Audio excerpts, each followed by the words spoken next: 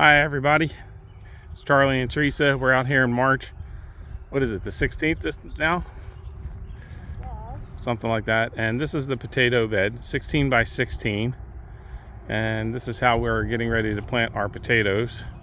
So if you recall, we had ground cover here and it didn't die, so I tilled it lightly, then I rototilled it a second time deeper. And then we went over to the horse farm and filled every tub and everything we had with horse manure. And I came back and spread some horse manure over the top. And I don't know, you put something else in the soil, didn't you, hon?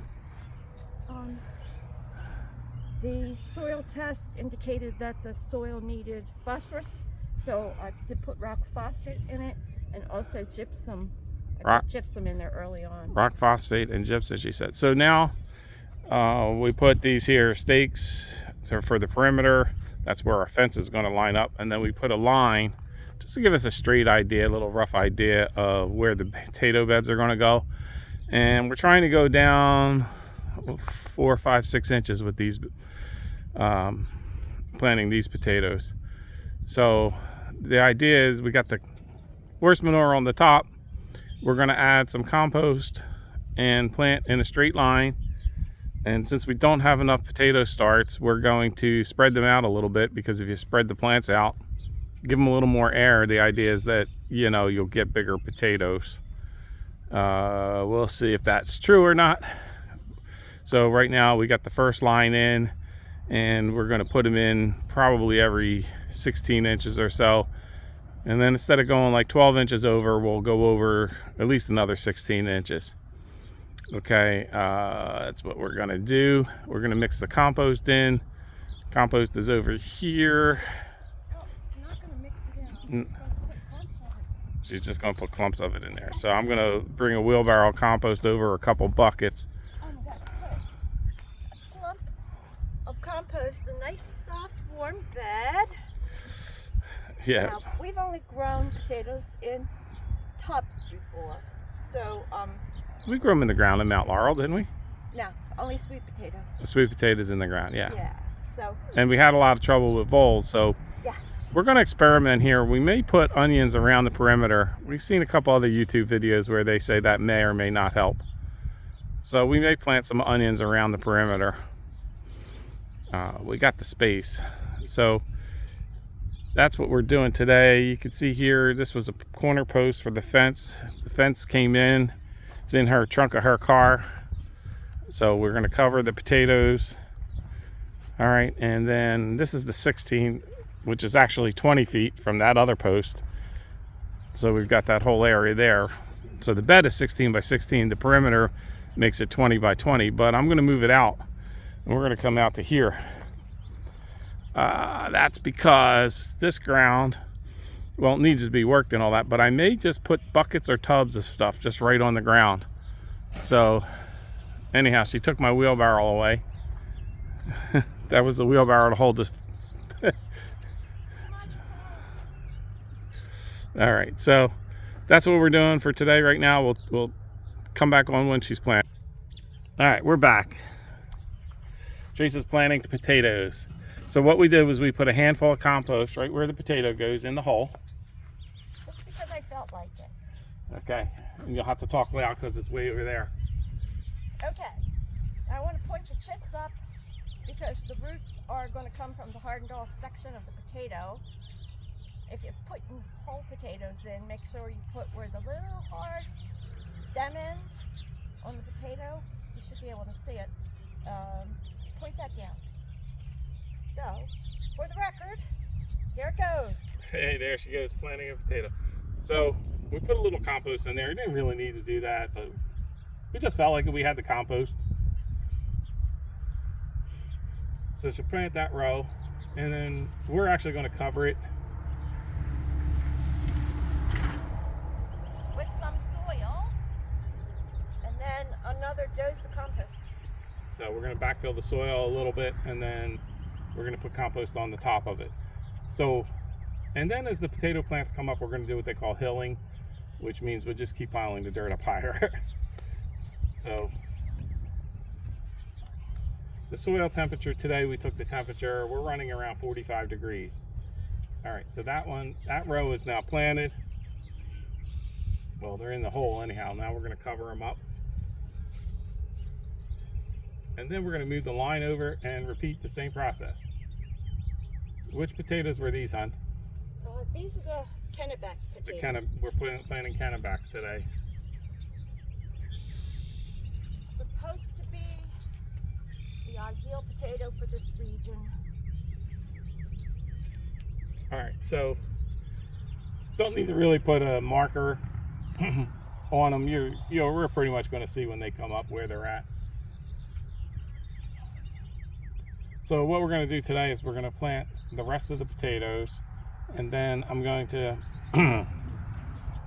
wherever these little poles are, she's put markers in the ground for me. I'm going to drill the holes with the auger, power auger, and we got all these branches. So we're going to put the rest of these branches up, and we'll leave an area for a gate. And that's going to do it today for the potato patch. I don't know if we're going to put the fence up today. We probably will. That'll probably just go up around the tree branches, posts that we made, and we'll probably use zip ties.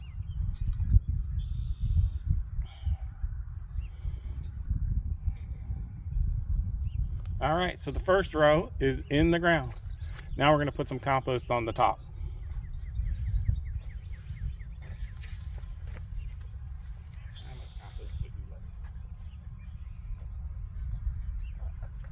On top. Looks like we had put compost on here, Charlie, because that can only be compost. I didn't put compost on it.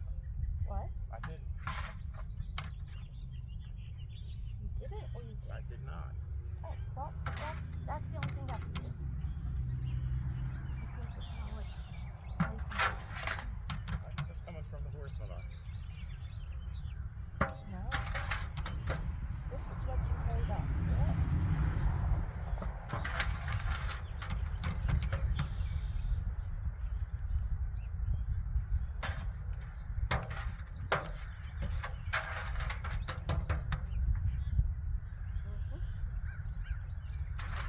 I did it.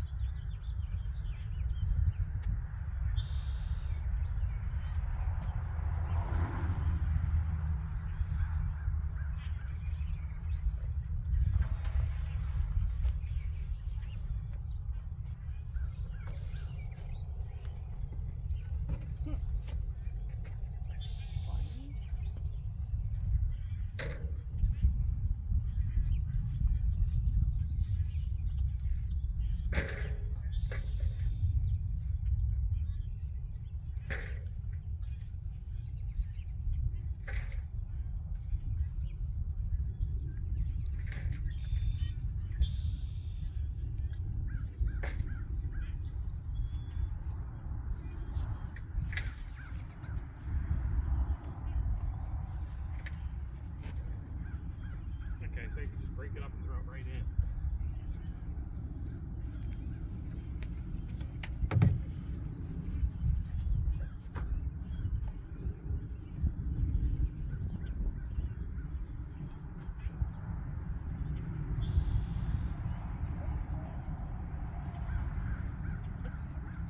Yeah. Right.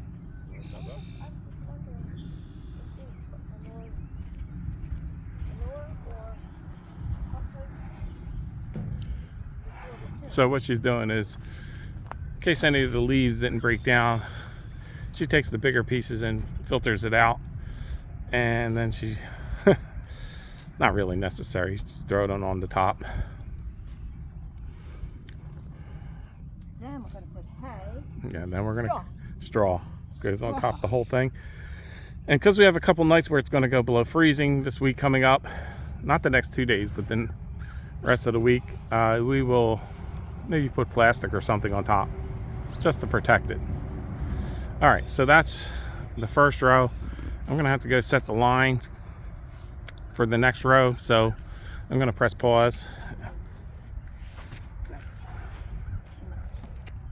Okay, so I moved the line over. I think we went, what, like 20 inches?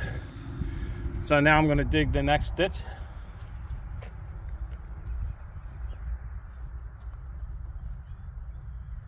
This side again? Yeah.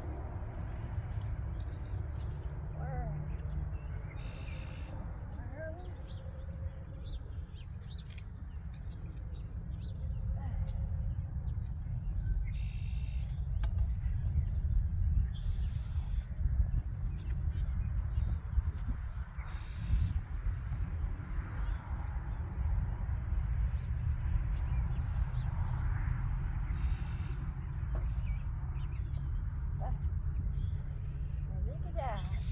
It's a potato. It's trying to grow. Is that compost? Yep. Show them. Show them. You gotta get closer to the camera.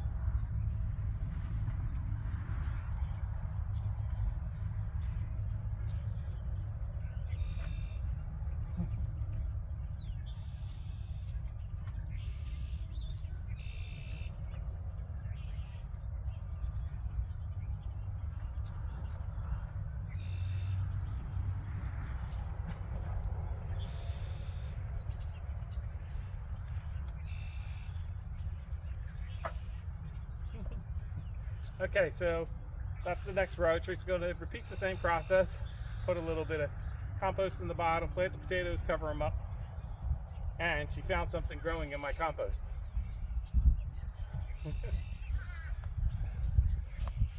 This was a potato peel, and it's starting to grow.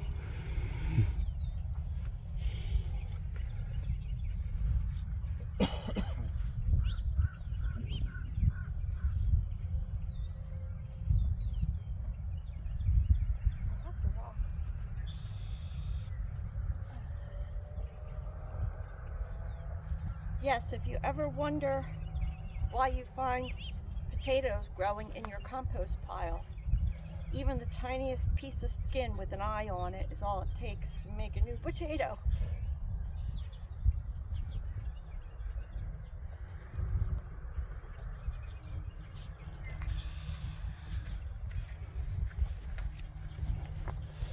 Okay, so row 2 is going in.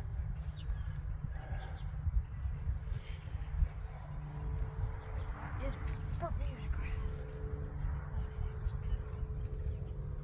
Never end Bermuda grass.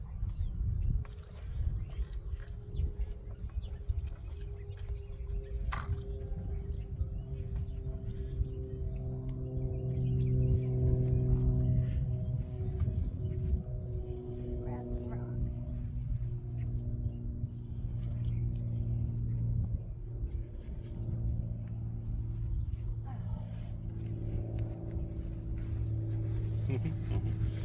So when we started out, we're at the 15-minute mark of this video, so we're not going to go too much longer, but when we started out, this was hard clay over here. We were going to just go the no-till method, and we grew ground cover. We did a light broad fork on it, and then we planted the ground cover. But it didn't grow right.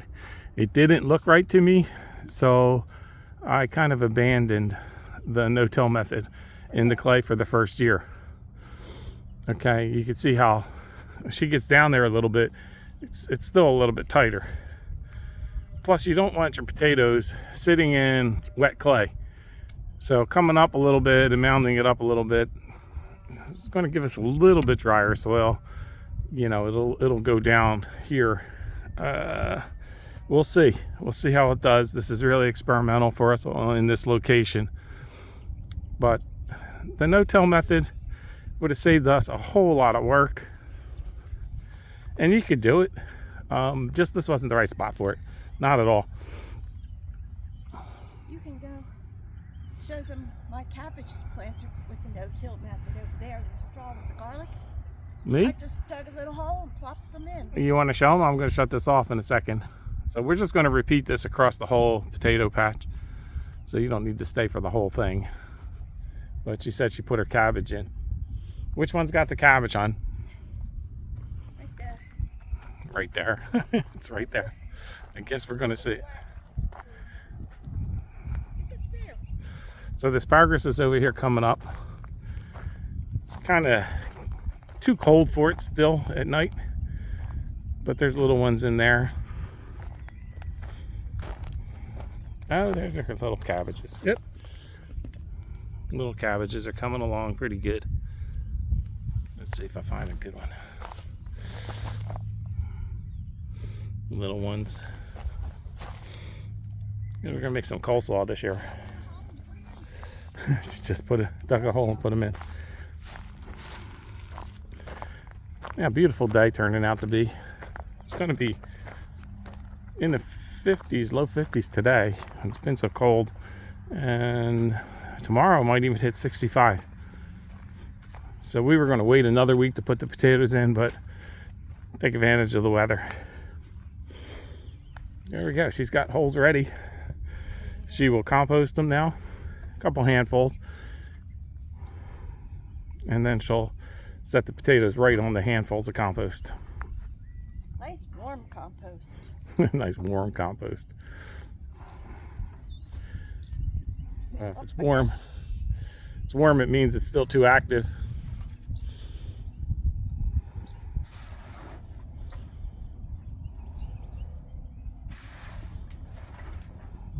No, it's beautiful.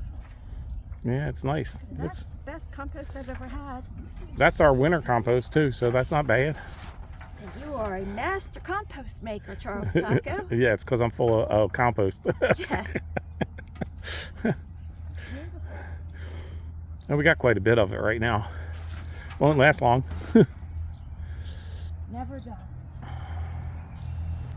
So we're gonna have to get another load of horse manure, and we're actually gonna get some of the horse bedding this time to increase the compost piles in size. All right, so she's getting ready to plant. Why are you wiggling it? Oh, to settle it in. Settle it in. There's a worm. You know, when you grow compost, Grow. yeah, I call it growing. But you put your lasagna piles together, you know, your browns and your greens, and then it gets wet. If it gets too wet, You don't have enough air in there for the bacteria and stuff to grow. So your pile slows down. So then you turn it, right? So you add more air in there. So in the soil, this no-till method doesn't put any air in the ground. So I kind of think when I till the ground and I'm adding air and then I'm adding something else back in, like compost a little bit to start it back up, that I think I'm actually doing a good thing. And that's going to be debatable. You guys will probably put stuff in the comments on me. But in our case, with the clay being so packed and wet, we have to break it up. I don't really think we'll do good if we don't. Now, next year could be a completely different story. All right, so anyhow, just my own personal feelings on it. So I was all for no-till for one reason. I'm lazy. I'm honest, and I'm lazy. We're old. We're old. Well, it's not that I'm lazy. It's like we have so many other things to do to keep up with everything. So you only do what you absolutely need to do. Like we absolutely have to have a fence because we know the deer. There were 6 deer out here 2 mornings ago. So we know we need deer fence. No question about it. All right, so that's it for now. It's Charlie and Teresa. We do this so we can document all the work that we did in our first year. This is our first year gardening in Delaware. And when we go look back at this, we're not going to believe all the things that we did in 1 year. We're about 6 months in, and I think it's pretty incredible what we got done. All right, garden for 2. Thanks.